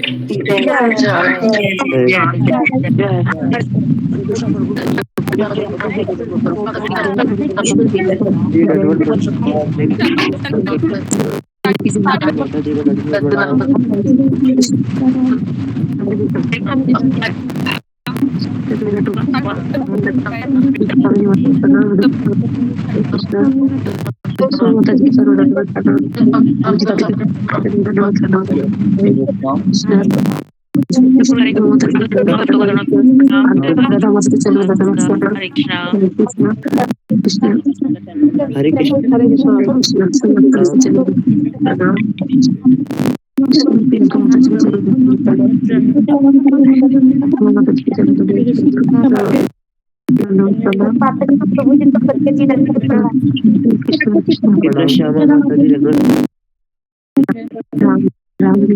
जी